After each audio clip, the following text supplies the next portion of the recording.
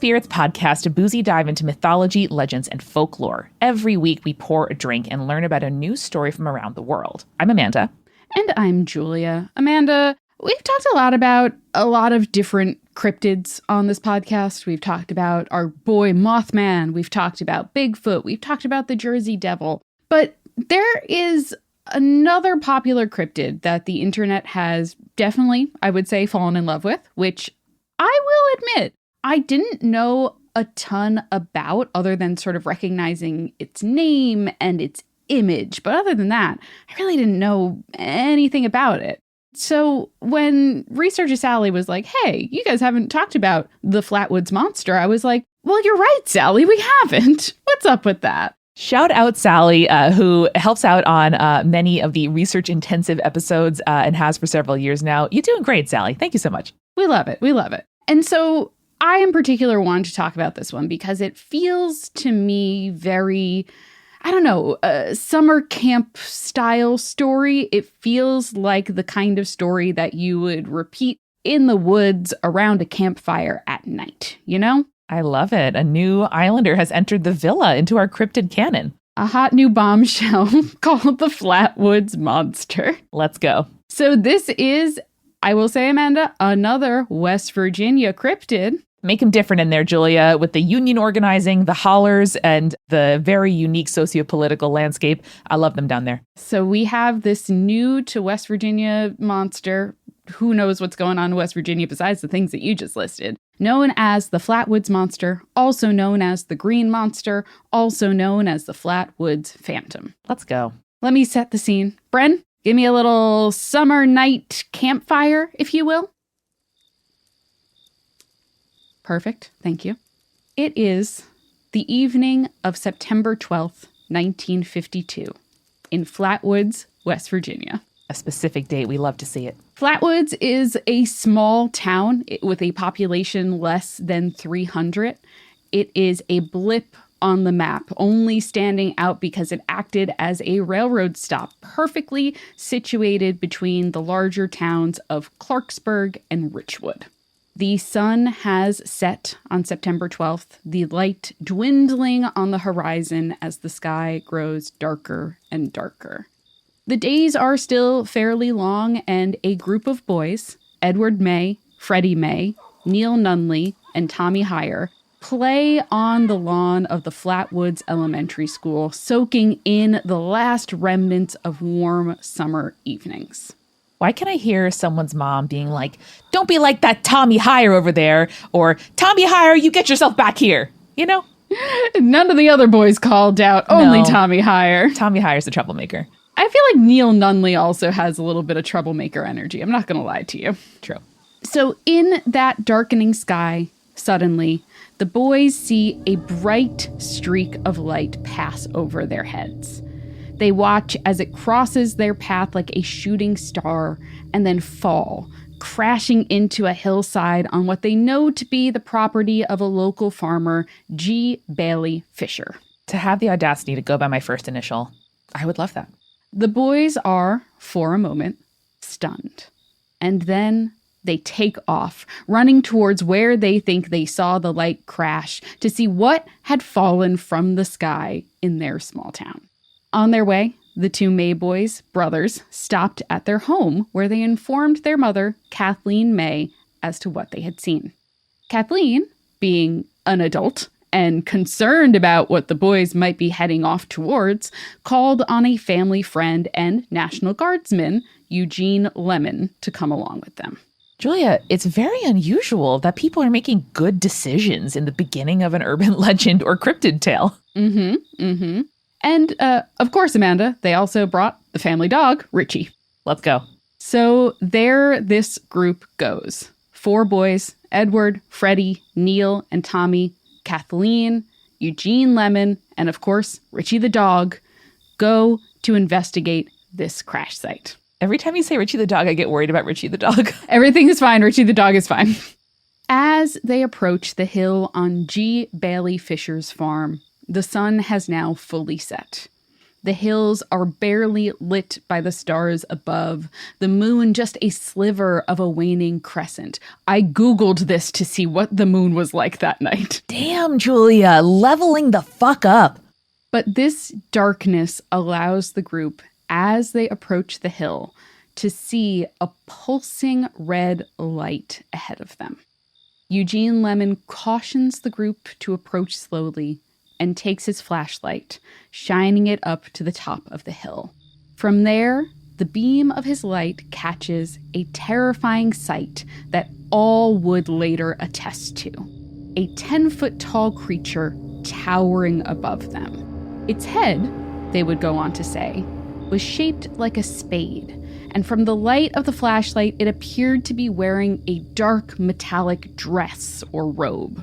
They could see its hands, dark, twisted, and clawed, and even in the darkness, its eyes, or what they assumed to be its eyes, glowed with an eerie orange light. Oh no. And its feet, well, they were hidden by the metallic dress or robe, but there was clearly space between the bottom of that dress and the ground below. In fact, the witnesses would claim, it was levitating off the ground. Oh no. The air was thick around it, not just with fear that our party of adventurers were feeling, but with what they would later describe as a strange, sickening mist that hung in the air around the creature. Julia, that's what I hope I give whenever I go to a business conference. I want somebody to see me across the room and be like, that's sickening mist. I'm like a little bit intrigued and a little bit repelled, and I want to give you money. A wild choice, but okay, I'm into it. The creature stood like that, or rather hung in the air before them for a moment. And then, suddenly, the creature hissed and swooped towards them, gliding menacingly towards the ground they stood on. And with that, they turned and fled. Yeah, seeing that creature, I might be frozen. The creature moving, I'm out of there. May and Lemon took the children home, then reported the incident to the local authorities, who would go on to search the area that night, but claimed that they found nothing. That was not the end for these witnesses, however, Amanda. Several of the group reported that in the days after they had seen the creature, they suffered from throat irritation, nausea, and even vomiting that persisted for days. Wow, that does speak to some chemical type situation.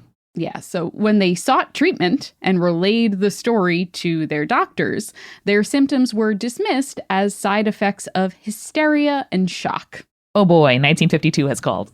But Amanda, keep in mind, try to remember this strange, sickening mist for later. We'll see.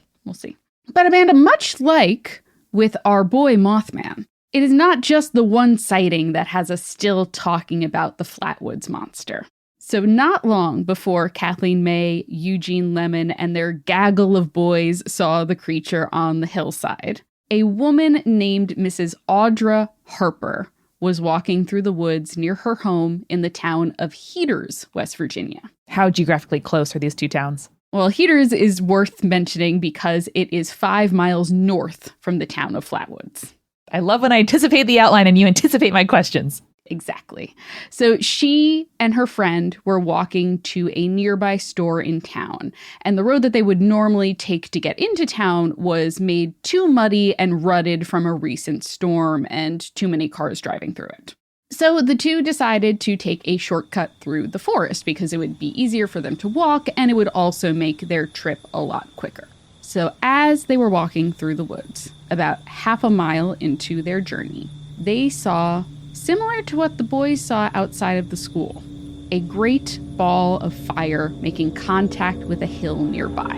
Oh my God. Harper originally dismissed the sight, thinking that it was perhaps a neighbor who had lit a fire as part of a fox hunt. I think specifically in her testimony, she called it fox chasing, which is not a thing that I'm super familiar with, but something that she obviously was enough that she dismissed it originally as being that. So when she looked again, however, she was shocked by what she saw, because suddenly the fire was gone, pretty much as soon as it had been spotted, as quickly as it had been spotted.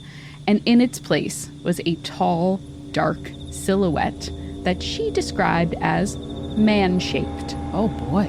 She and her friend were suddenly terrified, and so ran deeper into the forest, hiding among the rocks and boulders of the area, hiding there until they looked again, and the being was gone. Jeez. So the exact date of when Audra Harper saw this creature is not exactly certain. I don't think that she really noted the date in her testimony, but it does take place before the September 12th, where Kathleen May, the gaggle of boys, and Eugene Lemon, and of course Richie the dog, I keep forgetting to mention Richie the dog, saw the Flatwoods Monster. Okay, this is wild. I did not expect separate accounts corroborating so many details. Now, Amanda, we fast forward to September 13th, the day after the boys and Eugene and Kathleen had spotted the creature. And Richie the dog. I keep forgetting Richie the dog. That's hardly fast forward, Julie. That's just going to sleep.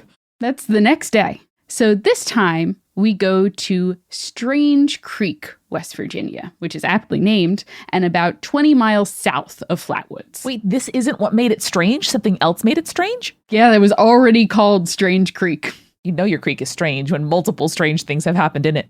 George and Edith Snitowski were driving in their car with their 18-month-old baby between Clay and Braxton counties. You're going to want to remember Braxton County. It becomes important later. Okay. They are driving around Route 4, returning from a family outing that night when suddenly their car dies. Now, if you've never been on a country road in the middle of the night, it can be scary, I would say. Dangerous, too. Often on these county routes, there's no streetlights. There's no lights besides the stars above. And again, this is the day after the original reported sighting. So there is even less of a moon in the sky because it was a waning crescent. George gets out of his car, attempts to get it restarted. But no matter what he tries, he just cannot get this car started again. He does not know what's going on. And as he is trying to figure out exactly what is wrong with his car, he starts to smell something. It's something foul, like rotting eggs, like sulfur. And then in the car, the baby begins to cry. Okay, babies cry for a lot of reasons, but right now that's very sinister. Oh no. Oh no. Right now, that's very scary. Just as suddenly as it appeared for Audra Harper, and as suddenly as it had scared off our first witnesses, the creature appeared. A strange bright light suddenly filled the area, and when their eyes adjusted, the Snitowskis saw a 10-foot tall creature hovering in front of their car. Meta's shaking her head no. Meta hates this. We're out. I'm out. I'm moving. They described it very similarly to the way that the others did. Tall and hovering with clawed hands and a metallic dress or robe. However, there was one large difference that made the Snitowskis' experience quite different than the others. According to the Snitowskis, it did not have that sort of odd spade-shaped head. Or rather, if we take into the Snitowskis' account at face value, a spade-shaped hood. Because what they claimed was that the head of this creature was actually reptilian and bony, and that the clawed hands seen at a distance by the other witnesses were in fact lizard-like claws.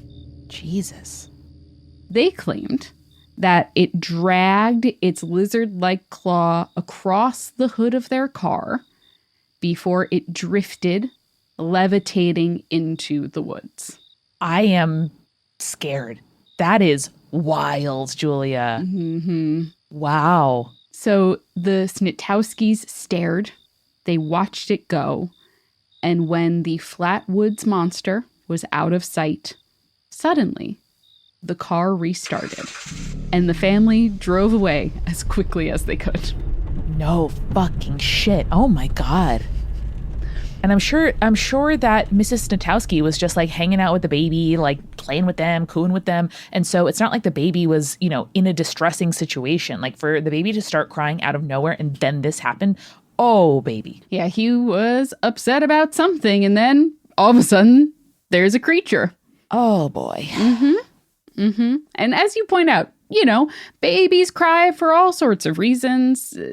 The dark is scary for babies. A terrible smell maybe made the baby cry, because we do know, according to George, there was a terrible sulfur-like smell.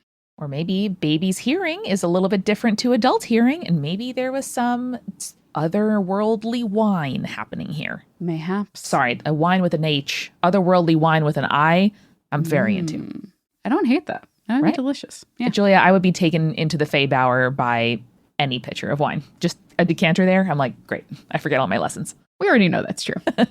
So, Amanda, despite these original instances in 1952, the Flatwoods Monster has made a pretty significant impact in the area, as well as the larger American cryptid scene. And I want to talk a little bit about that legacy and how it impacted not only American cryptids, but also the UFO conspiracy movement of the Cold War era. No way. We have to go grab our refill first. Let's go.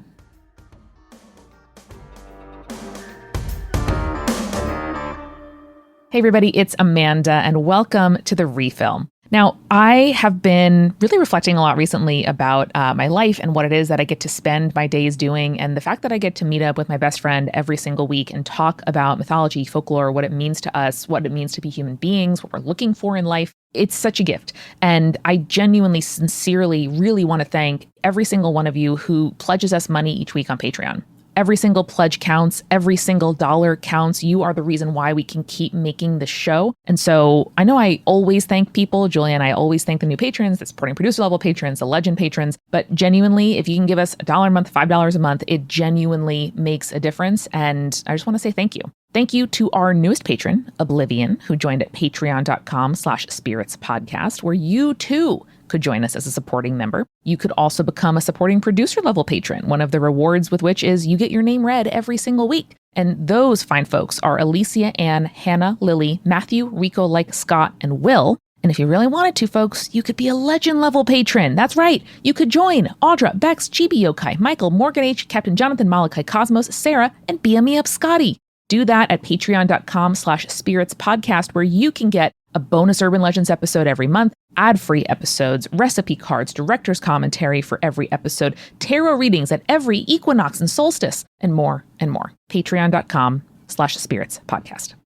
Remember, folks, we now have a voicemail line. So if you want to hear your voice on Spirits, you can leave us a voicemail. The number is 617-420-2344. That's also in the episode description of every dang episode. Or if you're outside the US, you can just take a voice note on your phone and email it to spiritspodcast@gmail.com. Anything from 30 seconds or a quick prompt or a question up to a story of 3 or 4 or 5 minutes. We want to hear yours. It has been so much fun to see these voicemails rolling in. You'll be hearing more from your fellow conspirators soon. Lots of stuff happening at Multitude, the podcast collective of which Spirits is a founding member, including our fellow founding member show, Join the Party, which is nice and chunkily into a brand new campaign. It's an actual play podcast with tangible worlds, genre-pushing storytelling, and collaborators who make each other laugh each week. Our GM and players take you through what it's like to tell a story through a TTRPG, whether you are an expert who has done this for years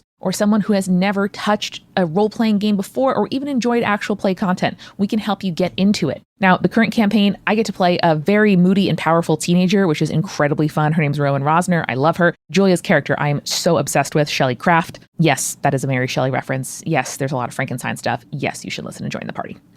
Go on over to jointhepartypod.com to start our podcast, or look up Join the Party in your podcast app and start from our current season. You're going to love it.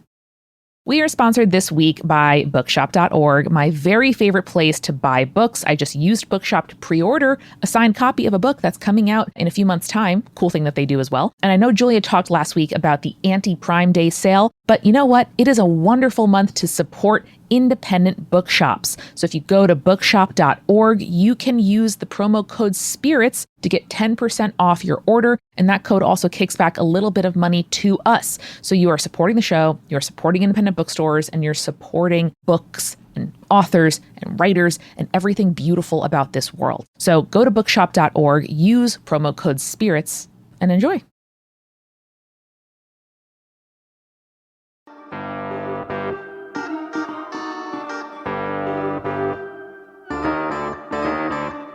Amanda, we are back. And because of the fiery descriptions of this creature, I wanted to do a spicy cocktail. Hooray! I think that a lot of people have at least tried a classic now. I call it a classic. It is kind of a classic now. I feel like most bars would have a spicy margarita.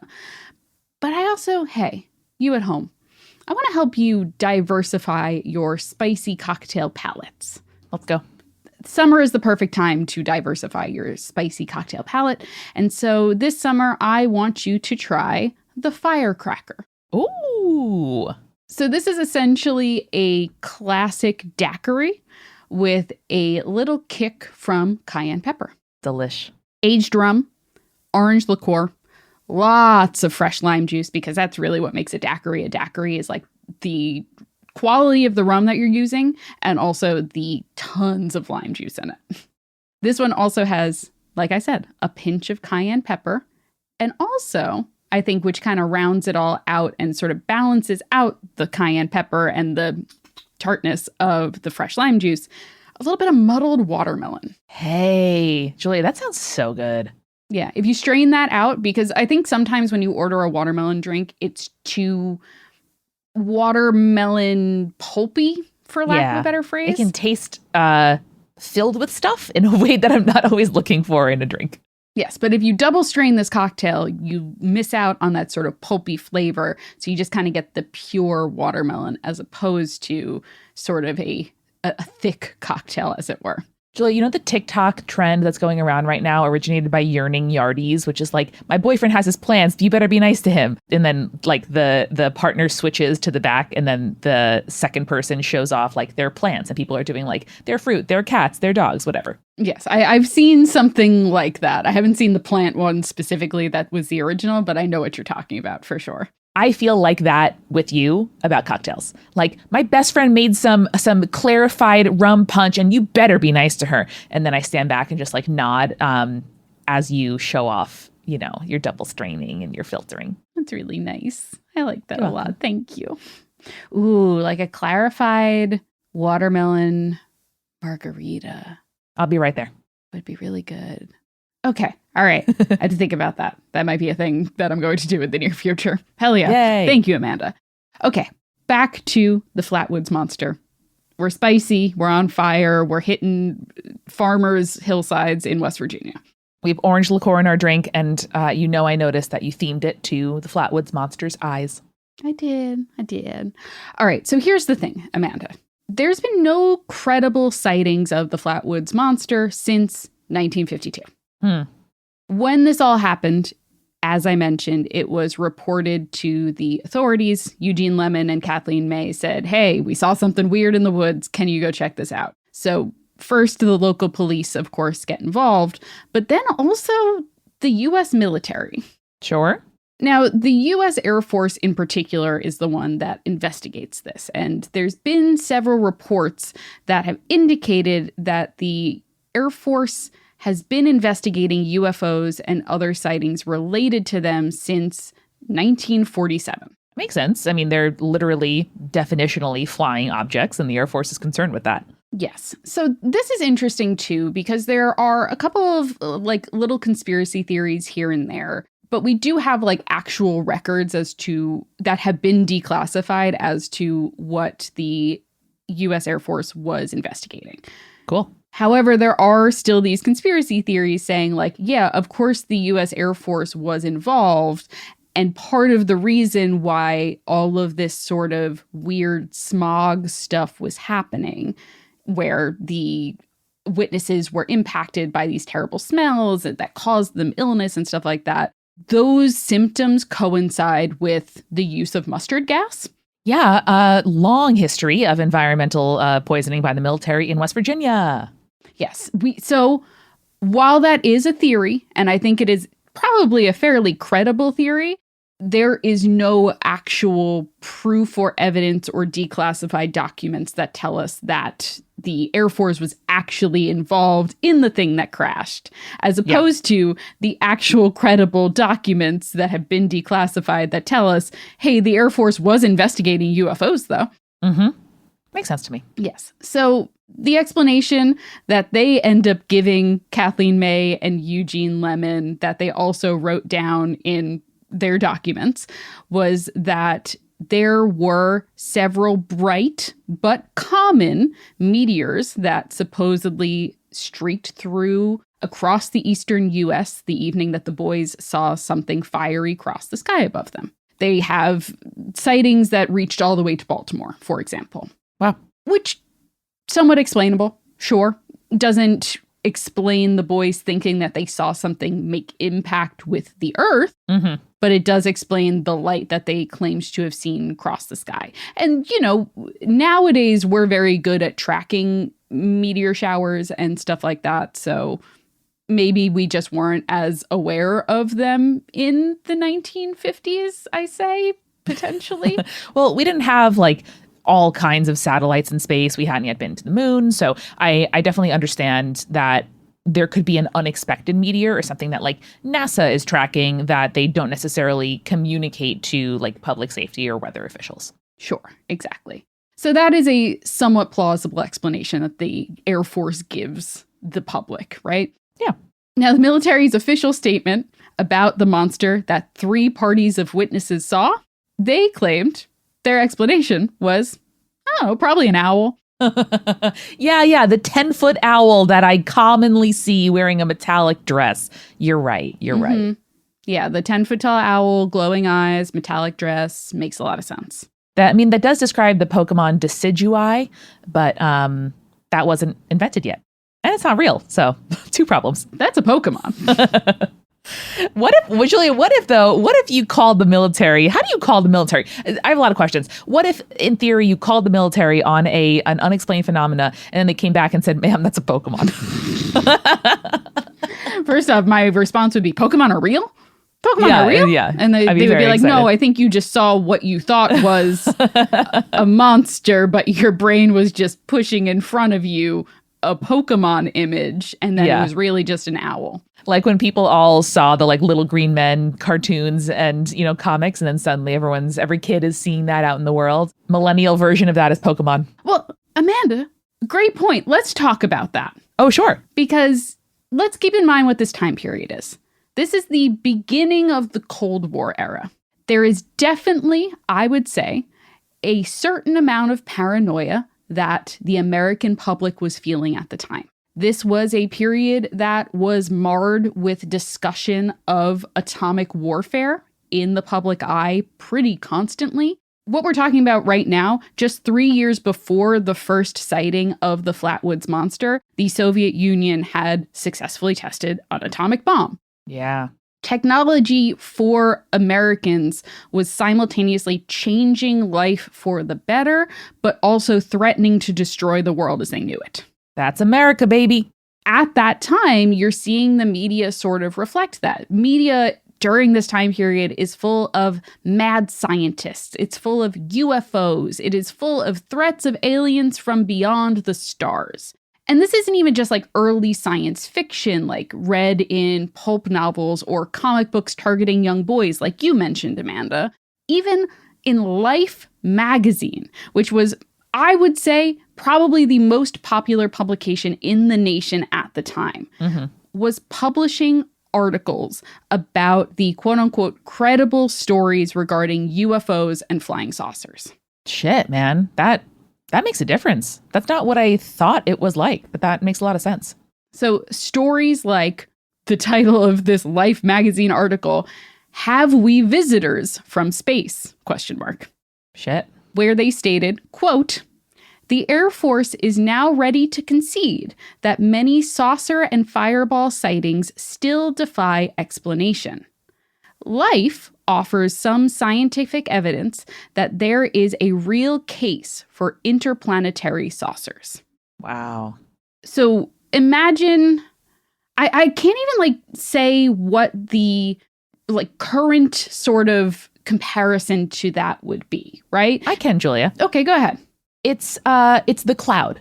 It's the idea of like cloud computing, which does exist, and devices that can listen for verbal cues and do exist. And then the speculation about like, oh, are companies listening to us without us guessing about it is like my mom was like, when I take a photo, is it in the cloud already? Do I have to like put it there? Like there's just enough grounding in what does exist that someone being like, oh yeah, well one day we're gonna like, get a blood transfer from the cloud, or like one day the cloud will know when we die. I'm like, it's not totally wrong. Like there is a path between here and there.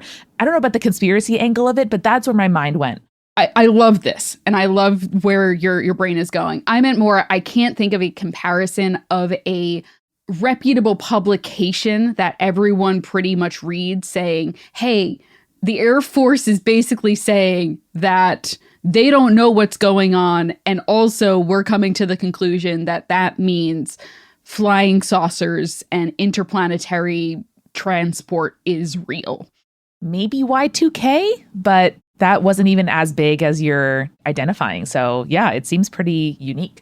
I think it's also just because, particularly for our generation and for the generations younger than us, our news comes from so many different sources. Mm-hmm. And there is very much less of a mainstream media. Yeah, there's no Walter Cronkite being like, this is what happened in the election tonight. And you're like, oh, okay, great. No, every candidate and president and person and party and court is saying something different.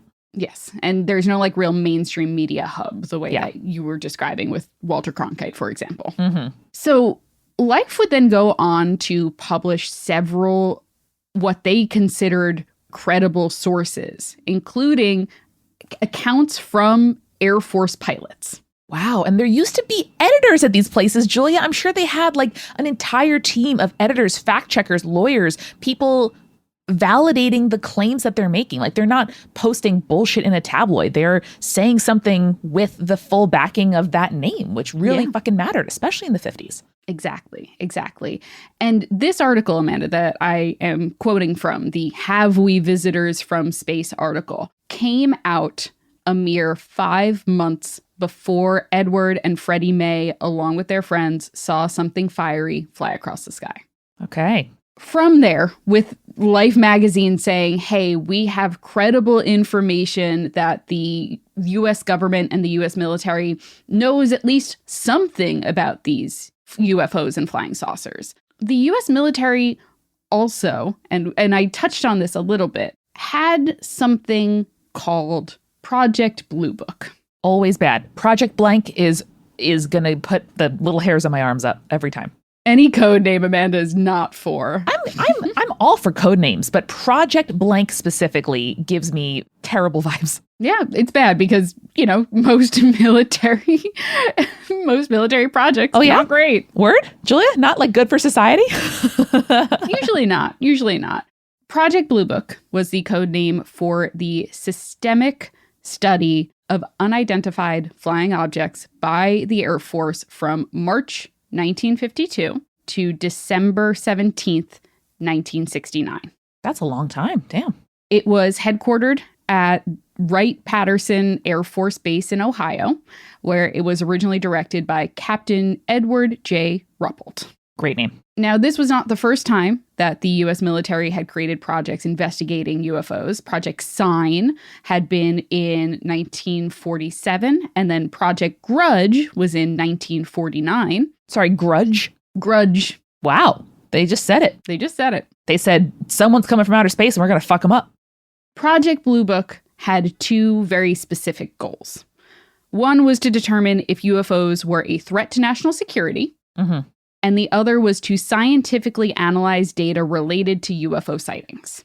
Yes.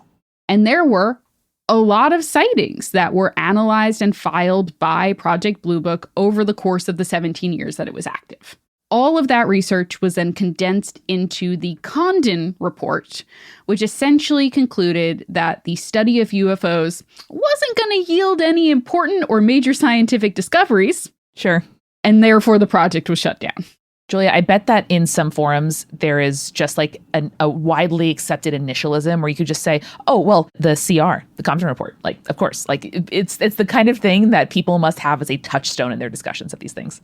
Yeah, for sure. So here are the specific conclusions that the Air Force came to in the Condon Report. So number 1, no UFO reported, investigated, or evaluated by the Air Force was ever an indication of threat to our national security. Good.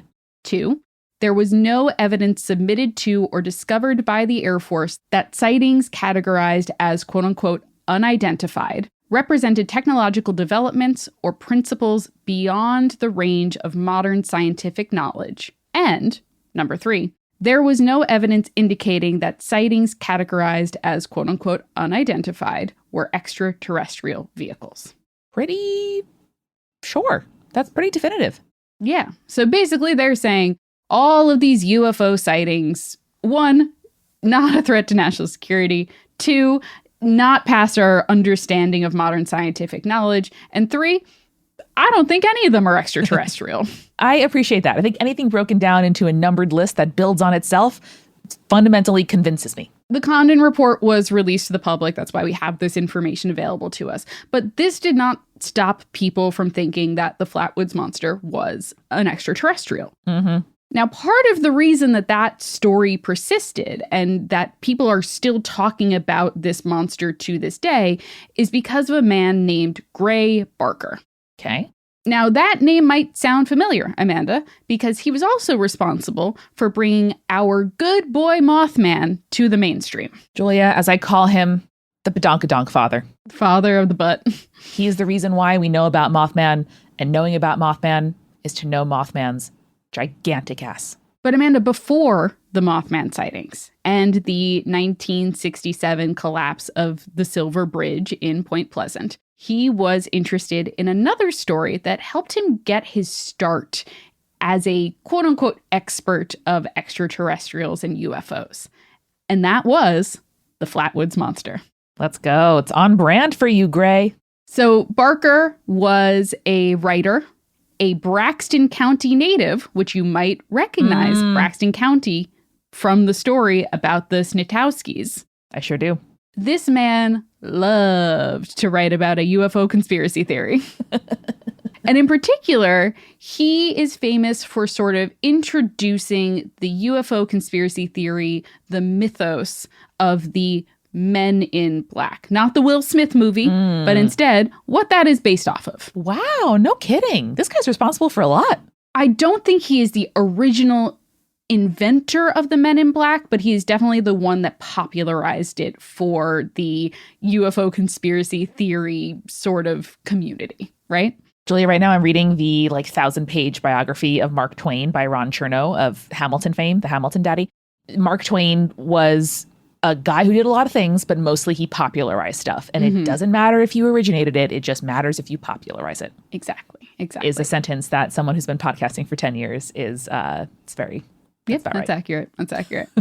So the reason that Barker even associates these Men in Black with the Flatwoods Monster is that he supposedly hears this story about 2 Air Force investigators who had shown up in the town of Flatwoods and didn't identify themselves as members of the U.S. military, but instead posed as magazine writers investigating the story. Oh, baby. Everyone knows a magazine writer would never wear a suit. No, I forgot this was the 50s. They all wore suits. Fuck. Every man wore a suit constantly. They went to sleep in suits. Ah.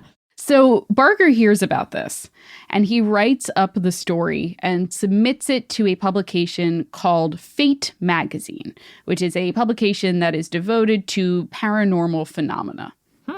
Also, still around to this day. Really? Still writing about UFOs and paranormal investigation and all kinds of stuff. Shout out Fate. So the article titled The Monster and the Saucer is a hit immediately. Julia, the monster and the saucer. I love it. Monster and the saucer. So Barker begins to write regularly about UFOs for various publications. Some of it ends up being fiction, but most of it is supposedly nonfiction. And in 1956, he publishes his most well-known book, which is They Knew Too Much About Flying Saucers, which is where he sort of solidifies his Men in Black mythos and the fact that they are supposedly actively attempting to cover up the existence of flying saucers. They Knew Too Much is an incredible title. They knew too much about flying saucers. Damn. Incredible. So good. He also later publishes a book that is specifically just about the Men in Black. And I think it's titled like The Men in Black, but relevant to our conversation here about the Flatwoods Monster. Cool. It would be later. I can't find out how accurate this claim is actually, that it was reported that Mrs. May, Kathleen May, from our first investigation, our first story.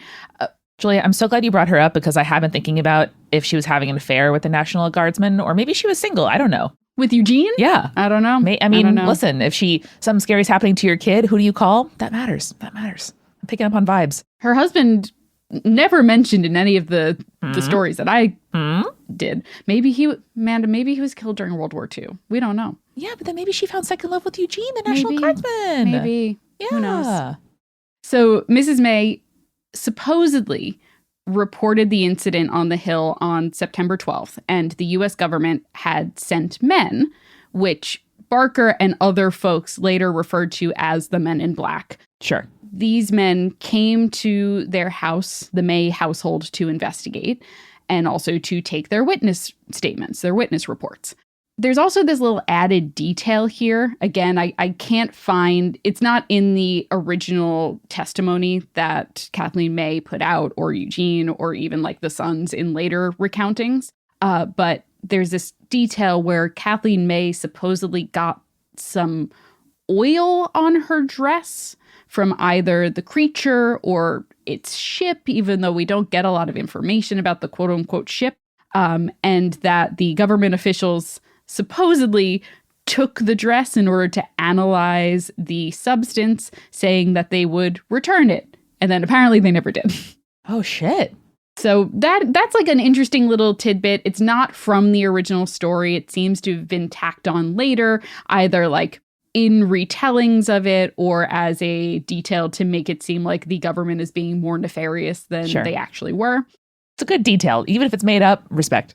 For the most part, though, Amanda, this is sort of where our story ends. Obviously, the Flatwood Monster adds a lot of detail and nuance to the UFO sightings of the 1950s and 60s. It really starts this sort of UFO conspiracy theory movement, especially in the United States. And to a certain extent, it seems as though Flatwoods and Braxton County and the surrounding area have really embraced the legacy of their monster. As they should. Good. There is a ice cream shop in Flatwoods called The Spot, which has a painted sort of iteration or mural of the monster that is often used as a photo op spot. Hell yes. There are 5 huge chairs that have been built and painted in the monster's image, which can be found all throughout Braxton County. Julia, I'm hearing a photo opportunity. And of course, there is the Flatwoods Monster Museum, though technically it is in Sutton, West Virginia, rather than in the town of Flatwoods. I genuinely would love to go. There's also, Amanda, if you actually went to visit Flatwoods, if we eventually decided to go visit Flatwoods, you would see the Flatwoods Monster lanterns. I have to pull up a picture for you so you can see it. Oh, baby, those are scary. I want one of these so bad. Oh, you can buy them? So the original story behind this is they were originally produced by the town's Junior Chamber of Commerce in order to help fund the county's first kindergarten program. Oh. So basically they wanted to take advantage of the fame that came from having a cool, famous monster that was getting national attention, both in writing and through like documentaries and everything like that. And also the travelers that were coming to the area as a result, right? Sorry, Julia, I was distracted by how badly I want to have a drink out of this ceramic lantern. It's giving tiki mug. It's almost like a tiki mug. I feel you. So these lanterns were sold at special events in the area originally, and as well as at roadside stands during high traffic times of year. So while the Junior Chamber of Commerce stopped producing them in the 1970s, one of their leaders, a man named John Gibson, wanted to really keep the story of the Flatwoods Monster alive. One, because it was really good for the community. It was bringing in a solid economic boost to their community. And also because he was childhood friends with Neil Nunley. Neil Nunley! We have this. He's back. He's back. So Gibson really wanted to keep this alive, and so he kept the molds of the original lanterns and kept them in production. Nowadays, they're made by an artisan from Marietta, Ohio. Julia, I have breaking news for you. Darlene's Ceramics has been sold. The new owners are currently moving everything out. They will reopen at a later date in the Ripley area. Darlene is retiring to spend time with family, and thanks you for all your love and support. I think we have to go to West Virginia soon because I'm going to need these. I'm sure that John Gibson, I think he's still alive, is going to find someone else to make his items, his lanterns. I mean, congrats to Darlene, but yes, I hope they keep making this because I need one, maybe two. So Gibson has continued to contribute to various documentaries and investigations into the creature. I think realizing more than anything that, again, this story helps keep Braxton County's economy going stronger than it otherwise would be, right? Yeah. So you can purchase one if you want. There's 2 locations that you can buy them from, apparently. One is the Flatwoods Monster Museum, and another one is at a Exxon station in Flatwoods. Okay, if we have any listeners who are near Flatwoods, please DM me or email Spirits. I will absolutely cover the cost and the shipping. Julia and I need these. However, Julia, we may also simply need to go to Flatwoods because this sounds incredible and we could touch the butt. We could touch the butt. I mean, that's what we've been saying. We would love to go to the Mothman Festival. And I'm sure these are within driving distance. I don't know how far of a drive, but probably within driving distance. Have car, will travel. Literally, this was a roadside sort of sale at one point, and it still technically is because they sell them at the Exxon. But hey, if you're listening and you're from the Mothman Festival, get in touch. I'm going to send some emails. I think it's about time to touch that butt, Julia. I gotta touch the butt. So I will finish by saying this. If you're interested in visiting Flatwoods to kind of commemorate the Flatwoods Monster, definitely check out the Flatwoods Museum. Check out the various locales that are associated with the Flatwoods Monster, like the Spot and the various chairs throughout Braxton County. If you're interested in visiting the location of the actual original sighting, please keep in mind that it is private property and the owners are not interested in giving you a tour. So don't visit it, and instead look at those cute chairs. Exactly. But I think it is very interesting how these sightings from just a few short days in 1952 have been kept alive by its community for so long. And I think that's the thing about cryptids, right? They really can keep us so interested in their stories, even decades and decades after the fact. And interested in your neighbors and their experiences and what happens in your hometown, what makes the place that you're from different and unique. And I love that. I love that too. So next time you're driving along a country road in the dark and your car suddenly dies, remember, put on your hazards and stay creepy. Stay cool. Later, Saters.